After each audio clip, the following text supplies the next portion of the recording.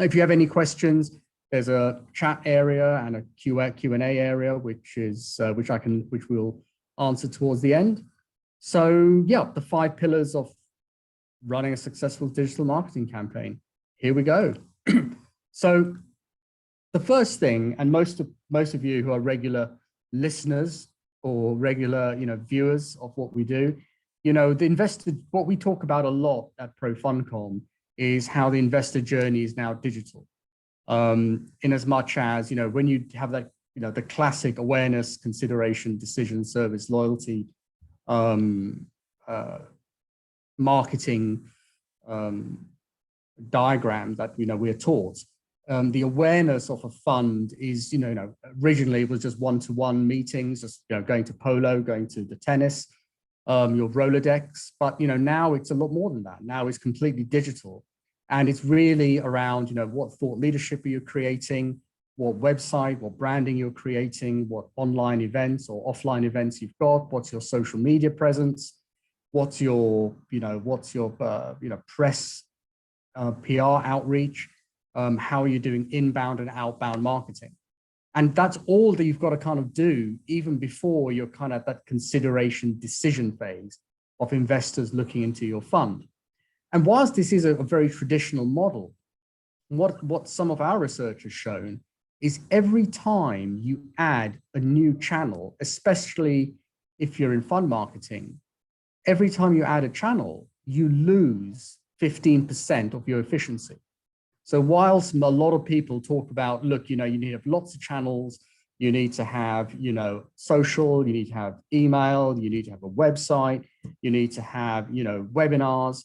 What managers are finding and marketing managers are finding is the more channels that are being created, the more inefficiencies are being, brought to the fore, to a point where, some people, and those are the customers who potentially who have canceled with us, is that they've got to the point where there's been so much data, there's been so many things to do that people just give up.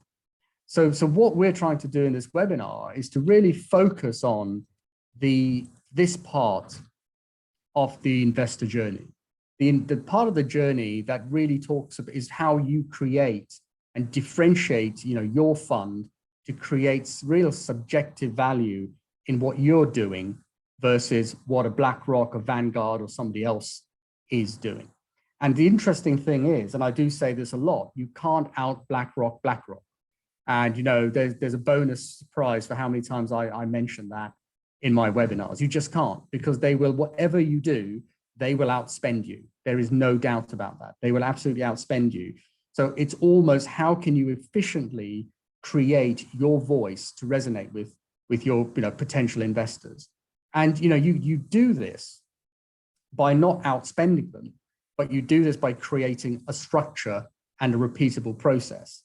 And it really consists of these 5 pillars that we've kind of looked at over time. And these are the pillars that our successful clients are really focusing on. So they focus on content, they focus on creating great, social media presence, they build great email campaigns, and they really work hard at creating what they call inbound leads, which is effectively where people pick up the phone and call you. And what, with our software, what they do incredibly well is that they're able to integrate all these data points to actually create actionable actions for their sales team. But it's one of those things, we are just a tool, and the tool doesn't work if you haven't got processes and people bought in to the whole way of marketing in the new world, effectively.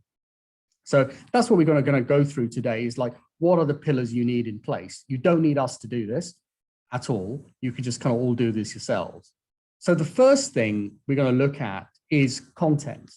And content is really interesting because, when you go to a content writer, a copywriter, they all have views on what content looks like. And, I've always kind of said, well, the content that is interesting to me, and I hope, to most people, comes from individuals. It comes from people. And that's the one-to-one connection investors seem to want with the managers, whether it's the manager, whether it's the portfolio manager, whoever it is, whoever's taking decisions on the fund, on the investment, on the portfolio manager, you know, how do I get that connection by the content I'm producing? And a really great example of somebody who educates, enlightens, and entertains has to be Attenborough. Because no matter what he puts out, his content really has these three key elements to it. And whether you look at it from, you know, his early work in 1984 to all the things he's doing now, from the Living Planet to his latest thing on the oceans, and I could be even behind that. He could have come up with something else. What is enchanting about what he does is that it educates, entertains, and absolutely enlightens us. And, you know, and this is all built around a structure that David Attenborough has, which is he has a content philosophy. He absolutely has a content philosophy. And if you think that he's writing his material himself, you'll be mistaken. There is a whole team that sits behind the work that his production company does to create the content that ticks those three boxes. And it's in their offices, I'm led to believe, that, you know, whatever comes their way from a script point of view, from a documentary point of view, is how do you do these three things? And ultimately, the fourth E that nobody really talks about is not a song by not the Prodigy. E's are good, Ebenezer good. Anyhow, come to me. The fourth E is to absolutely be emotional, and creating that emotional connection between what is being produced to what's being consumed and understood. So yeah, the band is the Shaman, by the way. Anyhow, so that's that. Educate, entertain, enlighten. And I'd like to think at the end of this, I've done that for you, but I will not put myself in the same category as Attenborough.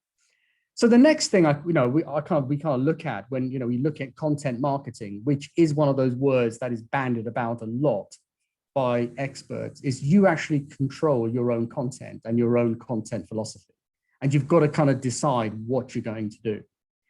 And again, when you're creating a voice for your brand, it's really worth looking at other people who've got, who have created voices and how that voice is distributed. And the great thing about having a content marketing strategy is once you've kind of created your Attenborough script, you can deploy it across your website, your blog, your webinars, presentations, fact sheets, if you want to do that. So it's almost that thing where all those inefficiencies that were lost when you had to create content from all your channels can just be done once. And that is really, really important. And as long as the philosophy, you know, stays the same, it's fairly easy to, you know, repurpose your content. So once you're out there building, you know, educating, enlightening, and doing all that stuff, it's actually, what do you actually produce? And it's really down to the power of words that you use. And I've really kind of looked at this and kind of looked at who are the people that are really successful in creating content consistently.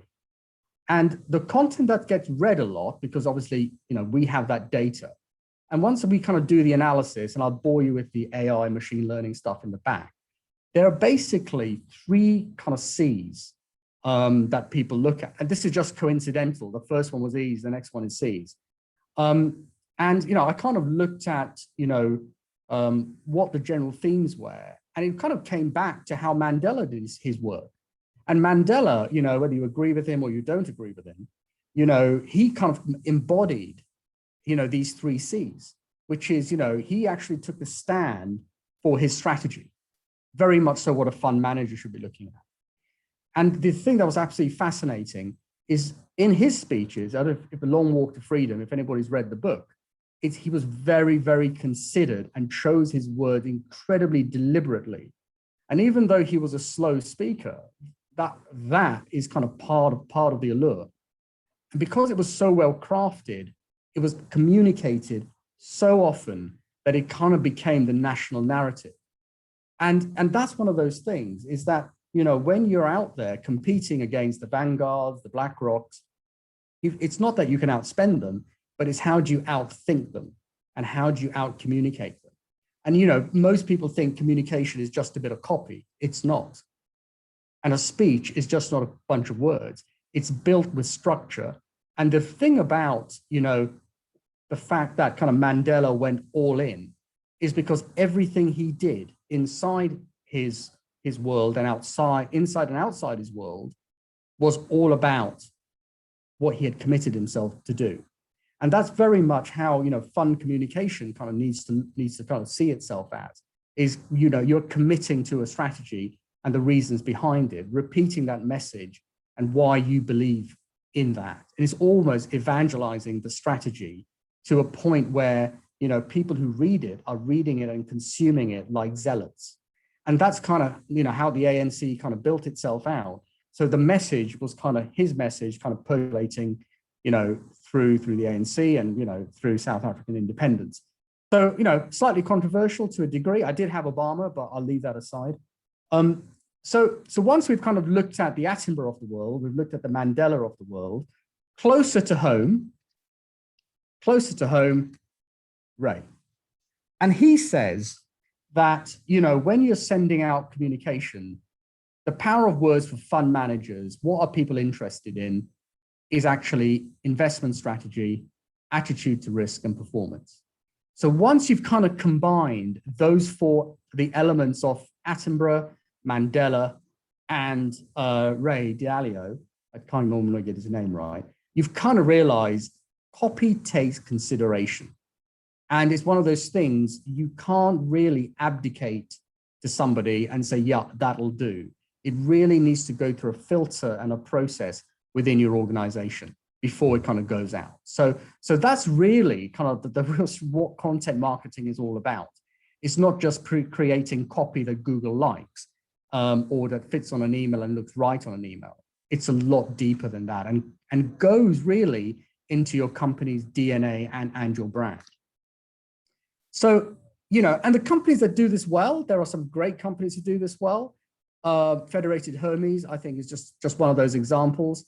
They deploy their content on their website, they deploy it on social, they deploy it on their investor portals, within their emails and their fact sheets. So this is a really, really good example of how, you know, content marketing can be, you know, redeployed and repurposed.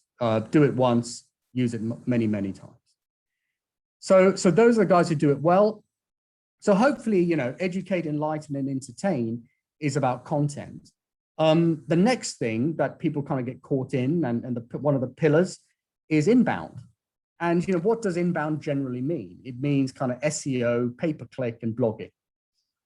So just to kind of unwrap that, inbound marketing is none of those.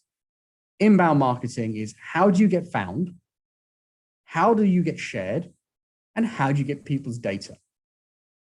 And whilst most people will turn around and say, oh, Google AdWords, you know, if someone says that, listen to everything else they say, but run to the hills when they say Google ads. That is like, and I'll come to those slides later, that is the absolute last thing anybody ever needs to do. How do you get found? That's a question a lot of people ask me, is how do you get found if you're a fund marketer? It's really simple. Really simple. Take these 8 points down. Get yourself in industry publications, get yourself on panels, produce research, create newsletters, advertorials. It's number 5, incredibly powerful. Get into advertorials, find a way to get onto media. So, you know, when I mean that, you know, get yourself on Bloomberg, get yourself on Asset TV, get yourself on, you know, anything that's industry specific. OpenX TV, if you're a hedge fund, great place to be. Find yourself on fund platforms. And, you know, one of the really underrated methods to kind of get engagement and get found is running surveys. And not because I know another survey on LinkedIn, oh, how boring. But if you create a survey that gets referenced in an industry publication, that then becomes part of research, that then gets distributed in somebody's newsletter, that then appears on a fund platform or advertorial, that someone, suddenly you're joining all the dots. So the content, again, that you're producing, these are the channels to distribute it on, because these are totally targeted to our industry. They're totally focused. They're all kind of, it's a multiplicative effect, because one person hearing you on a panel will also be somehow consuming your research as well. So this, again, is one of those things. It's like a flywheel. It just starts to gain momentum. If people who do this incredibly well start to build this kind of go-to-market engine, which is basically generating inbound communications based on all the stuff they're sending out. And again, having this in your marketing plan, aggressively planning to go to events, to be on panels, having the discipline. Probably the hardest thing is the discipline. How many newsletters do you see? Oh, we're launching a new newsletter. And a year later, it's like, oh, where did that go? You've got to be consistent. You've got to be disciplined when you're creating content, because what it does, ultimately, it builds trust and it builds authority. And, if you believe Harvard Business School, it takes 7 to 11 touches for people to really gain brand trust and authority. But that's what they say. It sounds plausible. So get found, get shared. And that's how you do it in one swoop. Do not spend money with Google. The other thing is get data. And this is what nobody in the asset management, wealth management, hedge funds are doing well at all. But IT companies are incredibly successful at this. And this is kind of one of the real parts of content marketing, is when you've created content marketing, how do you get content marketing, as in content for your website or social, how do you get people to leave their details behind? And there is a formula for this. I never believed there was a formula, but there is a formula for this. And the formula is what Salesforce are using, what Microsoft are using, Adobe are using. We are working with some fund managers to kind of help them get over the curve. Is to say, really, is that what you do? It's like, yeah, that is what you do. And if you go onto our website, by the way, search on landing pages, there's a whole section on how do you create great landing pages. So landing pages, totally unutilized. So if you're generating content and you're a fund marketer on this webinar, on the podcast, on Clubhouse, where we're broadcasting on today as well, or just watching the replay, this is something absolutely worth considering. And if you don't take anything away from this, this is the second most valuable part of the webinar today. Okay, so once you've kind of worked your landing pages, this, my friends, leave now after this slide, because this is absolutely everything you need to know about inbound marketing just here. And what I've done is I've kind of split it out into the things that are quick to do and the things that are slow to do, and the things that are easy to do and the things that are incredibly hard to do. And if you talk to, we've got about 300 users of our platform, we've kind of asked them at our user groups, what is the most effective way you found to raise AUM versus what your PR companies and marketing agencies tell you? Well, and our data supports exactly what they say.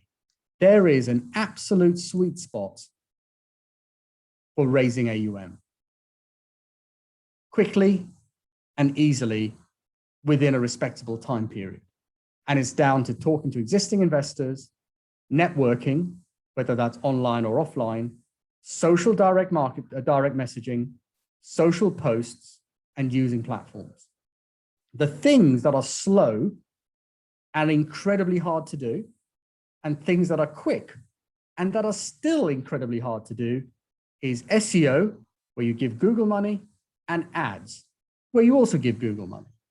And the really interesting thing I learned about ads from Ogilvy, who is the world's, if you ask them, the world's greatest ad agency, I'm sure other ad agencies are available. They asked me this question on ads. They said, and I'll ask everybody on this panel, on this webinar, podcast, blah, blah, blah, this question they asked me. You ready for it? Here it comes. What is the last digital ad you looked at that you remember? Okay, here's the other one. What's the last digital ad? Oh, Howard's got one. Howard, what is yours? You can chat, you can tell me. Oh, no, it's not come through. Anyhow, we'll get to you in a minute, Howard. Yeah, which ads do you remember? And then which one did you click on? And they said to me that 87% of adverts online get ignored. 89% of adverts on TV get ignored. And what's left is split between those that like them and remember them and those that dislike them and remembered them even more. So it's almost like the reason the Go Compare advert works so well, which is rated as the most irritating advert, it is the #1 irritating advert, but is also the most, what's the word? The most clicked on advert, the most eyeballed advert, whatever metric they use. It's the most popular advert because somehow, we think ads are going to work. It's really hard to get a good ad to work.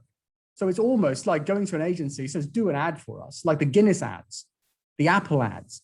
They cost millions and millions to do. And nobody on this call probably has that budget. So it's a little bit like leave that aside, leave SEO aside. That's a long, expensive thing to do. Focus on the things that are not boring and are not, sexy to do. It's hard graft, smiling, dialing, talking, creating social posts, and from your social posts, directing everybody back to your website. So it's hard, it takes time. Do not underestimate the work involved. It's not something, it's got to be part of your DNA. So yeah, we haven't ended now, but if you're going to leave the recording or leave the webinar now's a good time as well. Okay, so that's the sweet spot. That's all about inbound. Email, right? So email was, frowned upon, like, that is the lowest of the low. It is without doubt the most effective. And, there are some rules you've got to kind of follow. The one thing that managers do, again, for the kind of the quick win, is to buy lists. So rule 1 is, don't buy lists.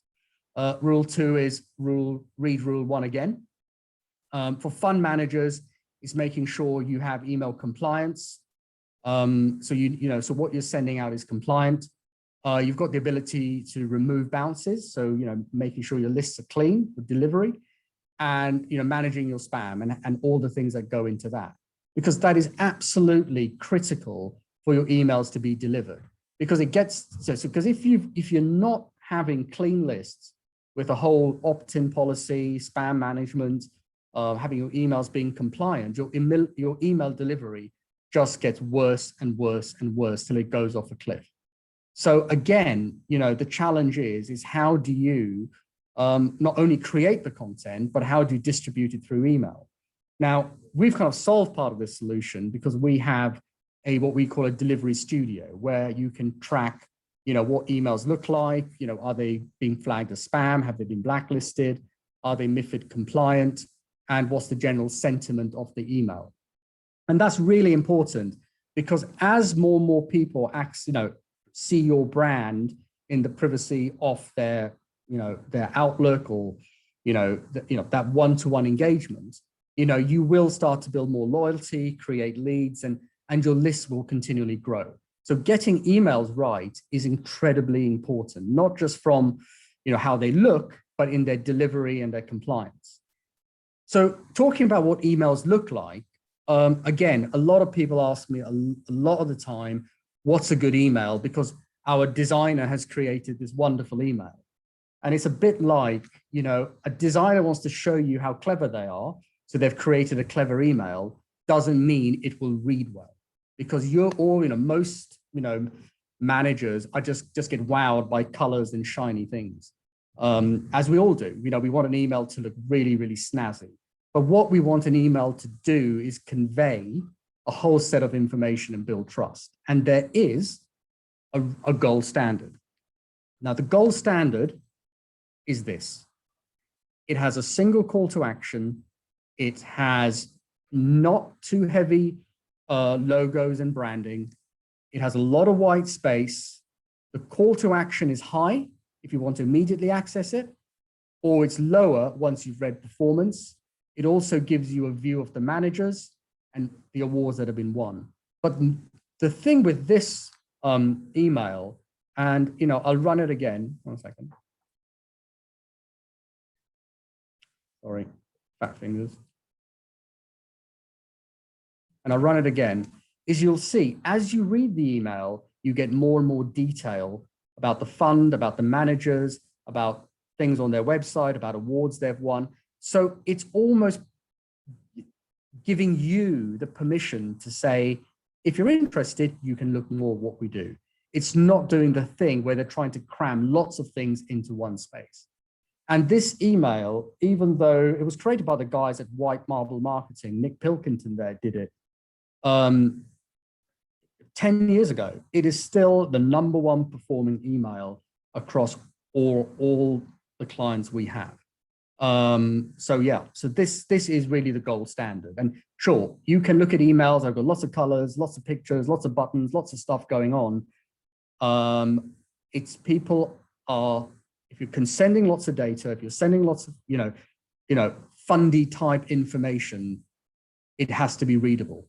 And remember, at the same time, readable nowadays also has to be scannable. So, people aren't reading anymore. You've got to have the ability, it's laid out in a way that's easy to scan as well as read. Okay, so that's emails for you. Social media, last but one topic is, it's a necessary evil. You just don't know who's looking. But the #1 thing is not to get fixated on likes. That is the last thing you need to worry about. The thing is really here is to tie it into your content marketing and use that to build your brand. Will anybody ever go to social media and make an investment? No. Subconsciously, will that add to your brand's narrative? Yes, it will. We've done work on paid ads and they don't work. So we'll leave that there.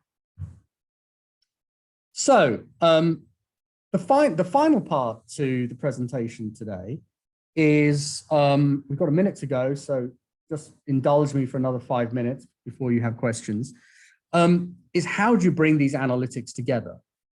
And there are 5 ways you bring these analytics together. First of all, you need to have a single view on how all your channels are performing. It's to say, how's your social performing? How's your website performing? How's your investor portal performing? Because this is the information that, C-levels and, the C-level wants to know. And it's very, very hard for a marketing team to actually pull this information together from, 5 different systems. So having that information in one place is really, really useful. So that's kind of the first part of integrated marketing, where you're bringing all these channels together to demonstrate ROI. And I'll come to what that means in a minute, because one man's ROI is another man's something else. So what is your cross-channel ROI? That's another good thing to say, is to say, right, from your marketing activities you're doing, and again, how many new prospects have you generated? How many people are active? How many people have you touched? And what are the new opportunities you've created for the brand, for the fund? And, that information is just not available. So if you don't have that information available, you don't know what channel's working from the previous slide, but you also don't know what the impact is for, raising AUM. Who are your salespeople going to be calling, or what themes are working? And, coming to themes, what themes are working across your channels. So, does one particular channel prefer a particular theme? Does another subject resonate on email? Does your website, do the pages that people on the website go to tie into a particular strategy? Having all that information available at your fingertips is, again, incredibly useful when you are building, an integrated marketing strategy.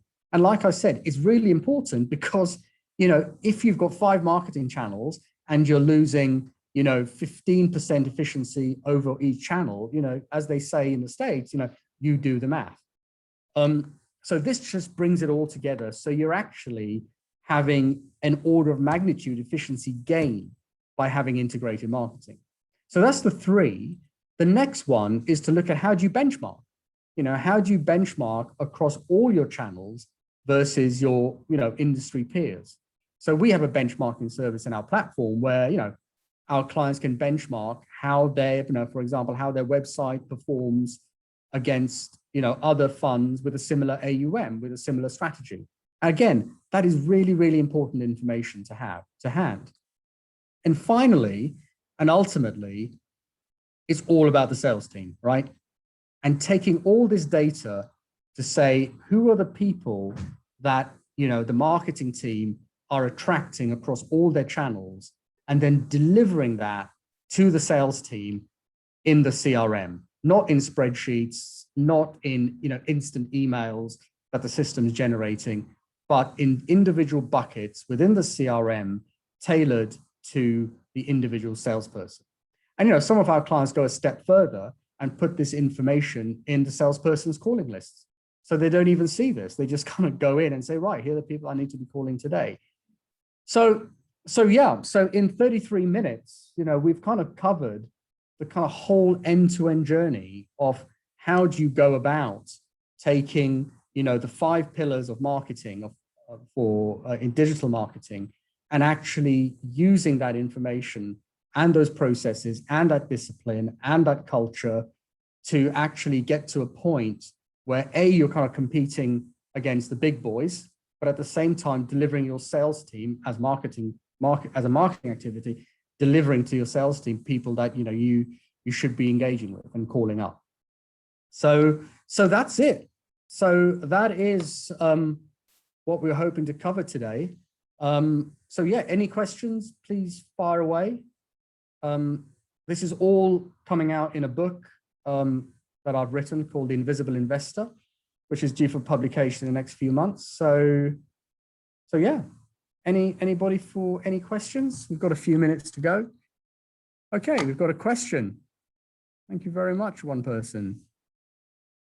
So how do you do peer benchmarking? Chris, that's a good question for sure. So what we have in ProFuncom with 300 users, we have probably about 7 to 8 terabytes of engagement data.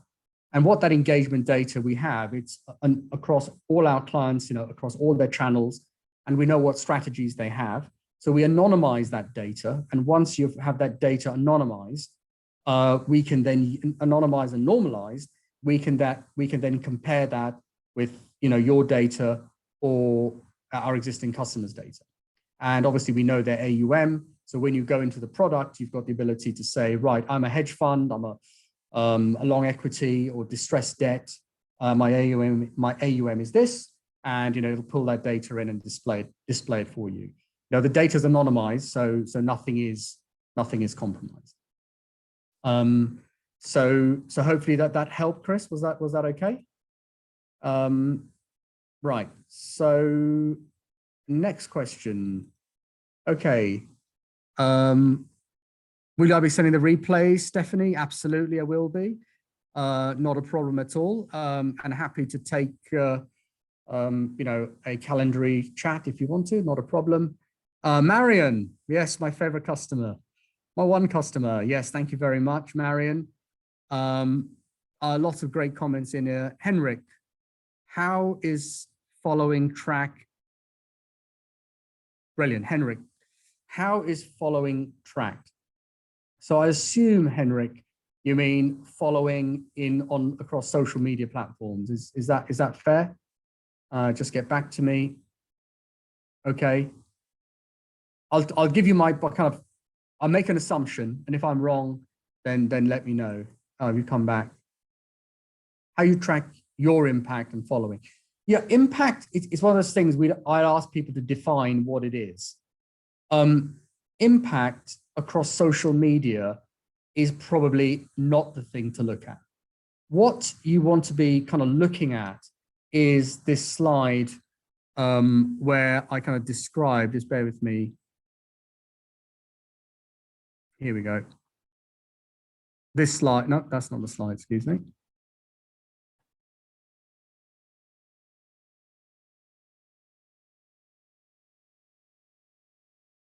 Here we go.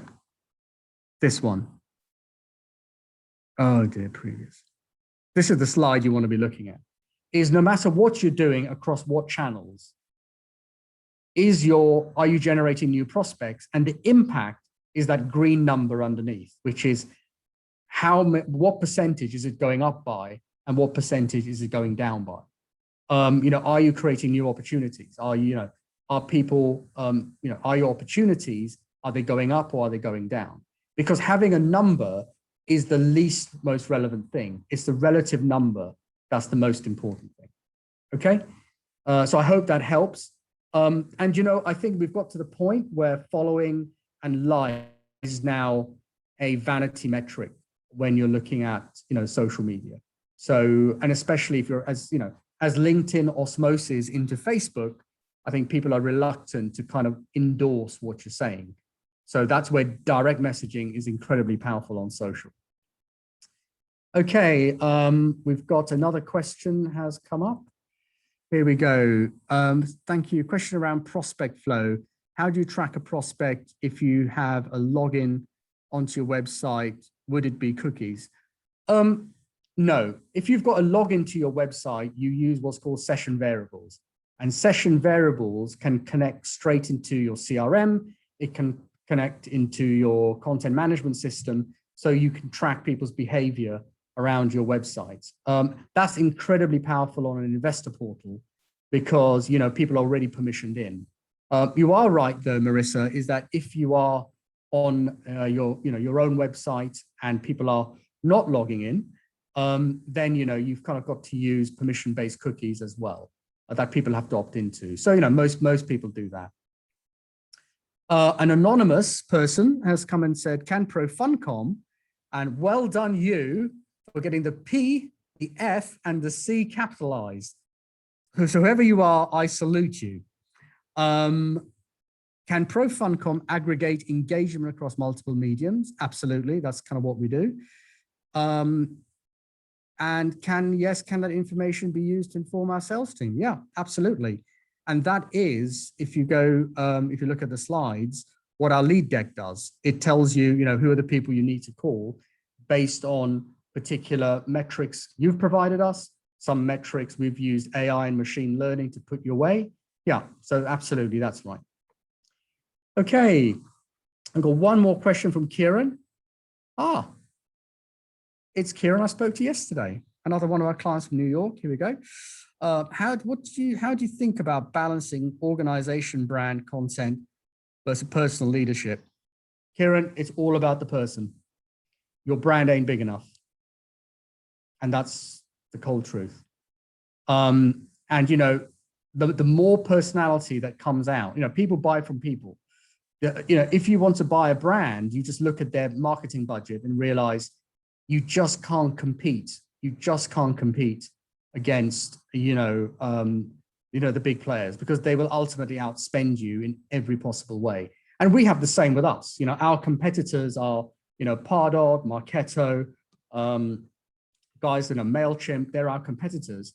Nothing we do can ever outspend them. So what we do is we run webinars like this, where we're gaining share of the voice, right? And that's the key. That's the secret. Is, the shiny object is, and a PR company is literally like, spend more, spend more, spend more. At the end of the day, that's not the answer. Because if you do what's logical, which sounds logical, you end up where everybody else ends up, which is, broke. The way you get through this is you just outthink people. And you kind of think of the best quarterbacks, the best tennis players, they just outthink people. And that's kind of what it's all about. It's a game of chess. Right, we've got another questions come through. Hey, Craig, how are you? How does your lead deck feed into otherwise impact tools like HubSpot and Salesforce? Yeah, we integrate with them, so we can take their raw data and generate, this kind of information from them. This is not a sales pitch, guys. You can probably do some of that in in Excel, you know, if you feel the urge as well. And funny enough, Pro Funcom 20 years ago was an Excel spreadsheet. So there's always, you know, if your kids ever ask you, you know, mom, dad, you know, I want to start a business, I always say, well, you know, if it works in Excel, you've got a business in there somewhere. Okay, hope that helps, Craig. Should social media profile represent individuals or organizations? Do people engage with corporate profiles? Great question. The analysis is, especially in fund managers, at what part of the, if you remember that first slide, the very first slide I had, which you hopefully you're not getting bored of, this one. Which part of the sales process are they engaging with your digital content, especially your website? And on the social side, the social media side, sorry, the brand is paramount for brand stuff. When people are just at what part, you know, if they're just looking at from a earlier on the awareness stage, that's probably the website and the company-led social media profile. As they kind of get to the individual, it's all about the signaling that the individual is creating and the signaling, obviously, that the main brand is doing, because that's the one-to-one engagement. And that's why social media discipline is incredibly useful. And, you know, if you go to, if you're selling to a conservative and, you know, but you're a libertarian and you think that's going to have some kind of clash, stay away, be vanilla. Vanilla is good. If you have some out there strategy and your personality can back it up, fill your boots. But then, you know, there is that chance where, you know, you're alienating an investor plus going contrary to your brand. So just like, you know, a sports team has a social media policy, it's really important that your manager's posts / likes / social engagement ties with your brand. So Chris, in answer to your question, they are tightly engaged, and it's got to be a point where if someone engages with a manager, it has the kind of brand, it has the overlying brand, whilst if somebody engages with the brand, it is the brand. You know, nothing wrong with a bit of personality, but things like religion and politics, two things never to discuss at the dinner table, guess what? Don't discuss them on your personal profiles as well. Okay, so Chris, I hope that was useful. Let me see, is any more questions have come in? No, that's fine. On the chat, which social media platform should be used? What's a good example of fun companies that make their content entertaining, enlightening, and to educate? Yeah, Henry, brands are made by people, correct? People are not made by brands in a positive way. Yeah, that's a fair comment. So which social media platform should be used? It depends on your target market.